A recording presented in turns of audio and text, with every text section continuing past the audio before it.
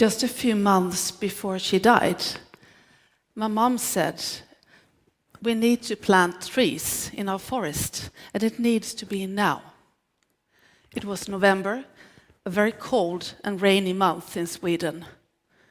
And she insisted that she herself had to do that planting of the trees because the family had cut down parts of the forest.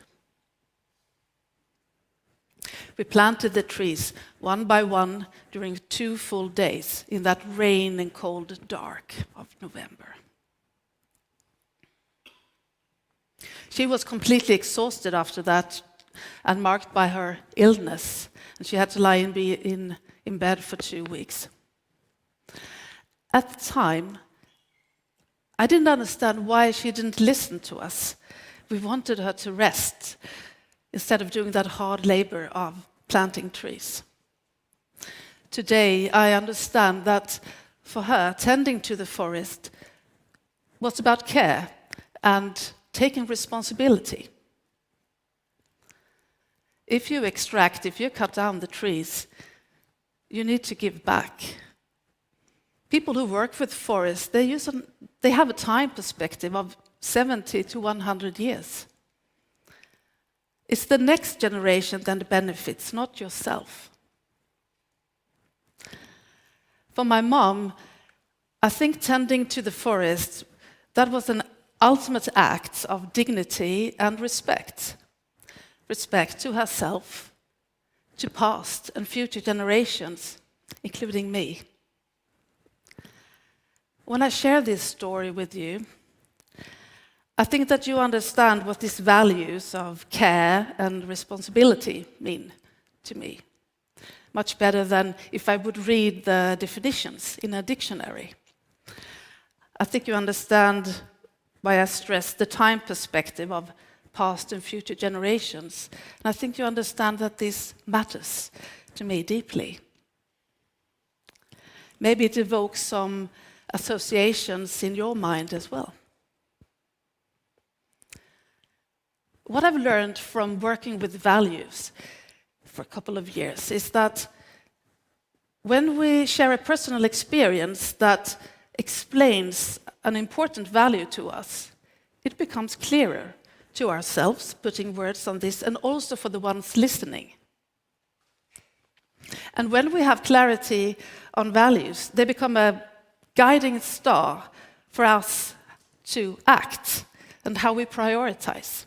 And when we can act in accordance with our values, things become effortless and we sense meaning, motivation. Having clarity of our values for storytelling is actually a great way of getting in touch with what matters to us and to others. But there's an urgency to this. We all know about the climate crisis. To me, the roots go deeper. I think the climate crisis is a symptom of a relationship crisis.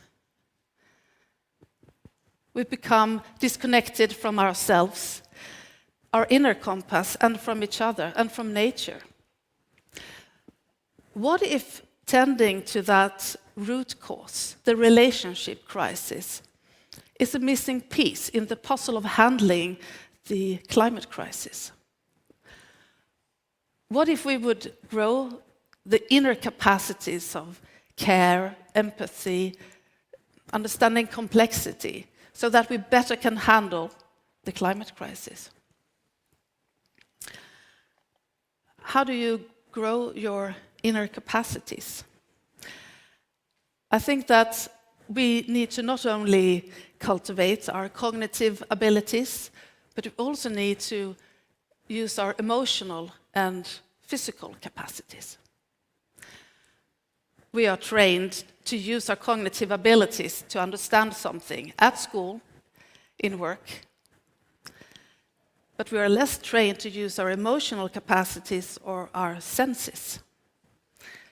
Still, the more digital our society becomes, I see more and more people re-engage with crafts, with working with their hands. Knitting and woodwork has become very popular.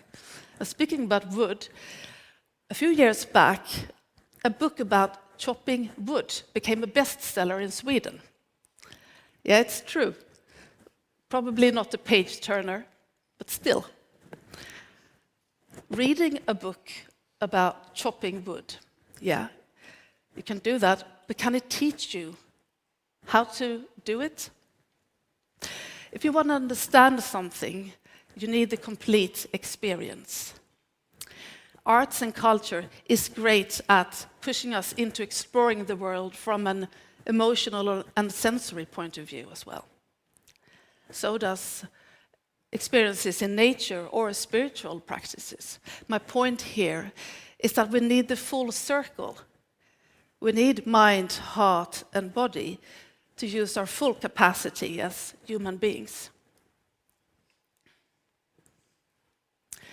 And this is connected to behavioral change.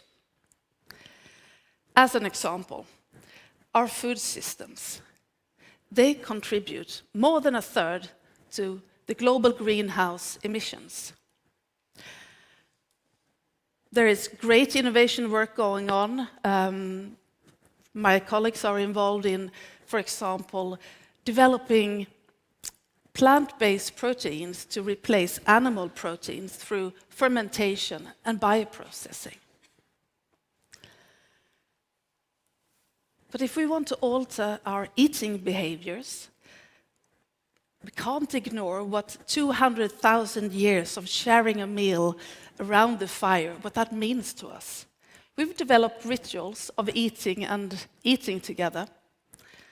Think of all the stories and songs and relationships that we've crafted around the fire.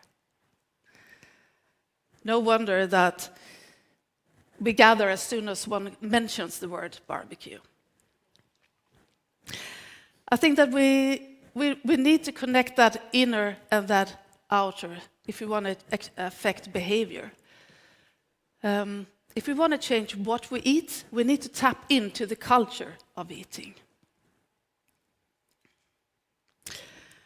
There's a blueprint for how we do this. The Inner Development Framework is a roadmap for how to grow our inner capacities to catalyze outer change. It's based on research by prominent scholars from adult development, psychology, and sustainability.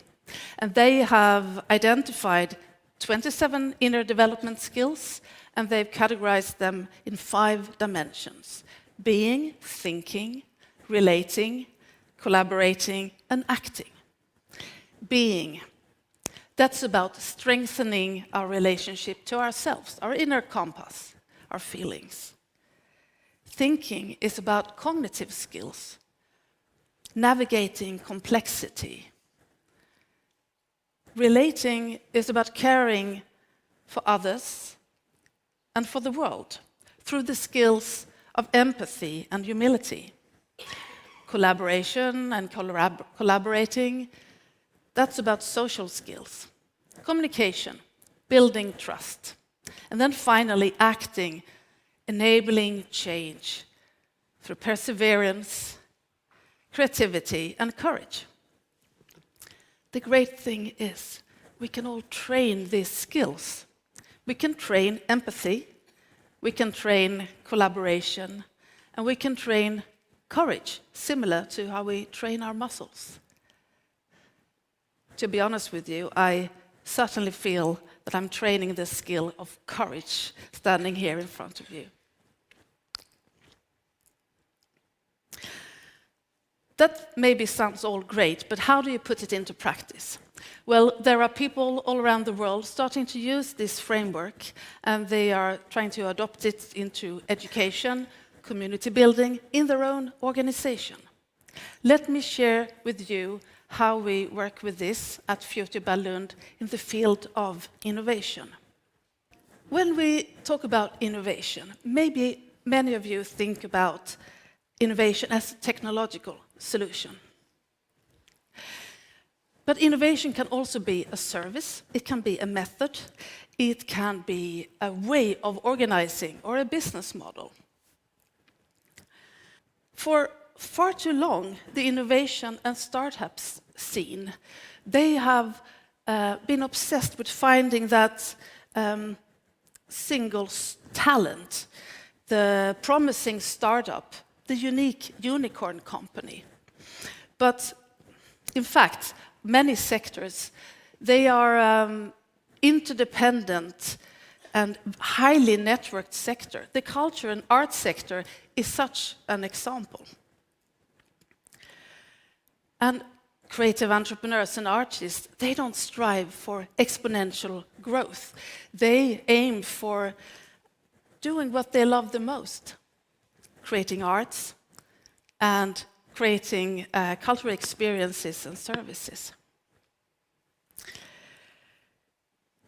Another myth is that innovation is born in isolation by a lone thinker.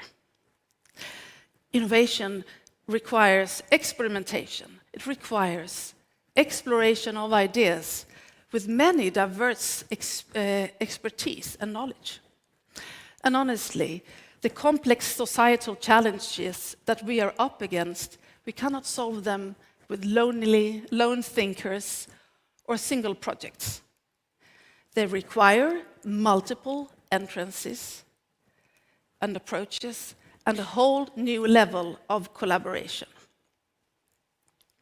That is why we need that open innovation becomes the new standard, where knowledge is shared and co-created. That is easier said than done.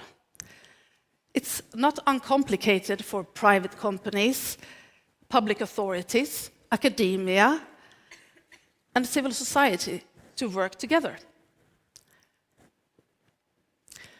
They have different working conditions, they have different missions, but they can agree on a joint vision. We at Future by Lund work with developing methods and processes for facilitating open innovation, for facilitating when you have very different stakeholders starting to work together. And facilitation is important because not one single stakeholder can decide over the other ones. When you enter that space of collaboration and exploration, that's the rule of the game. It's between organizations. So what we are experimenting with is to integrate this, the framework, the inner development skills, into the innovation process. And we're doing that in the IPA project with partners in Sweden, in Netherlands, and here in Romania. We do that, for example, by asking questions. Questions that open up for reflection. Questions about impact, about inclusion. And it can be existential questions as well. And we work with values through storytelling, so we know what we're talking about. At the end of the day, it's the action that counts. These are all beautiful words, but it's when we put them into action that we make a difference. So to conclude, the more we grow our inner capacities, the better we can build sustainable communities. And we do that by, we need new methods, we need inner development skills, and we need open innovation principles. I believe this is not only possible, but already underway. Because 5 Swiss universities, the UN Global Innovation Hub, and the US White House Leadership Program, they've all decided this year that they are going to work with this, and they have started. They do it all in their own way, and they adopt it to their reality, like we are working with the innovation processes. If you are interested and want to know more, please check out innerdevelopmentgoals.org. I invite you to think about which one of these 5 dimensions would you like to see more of and be present in your organization and in your life. Thank you.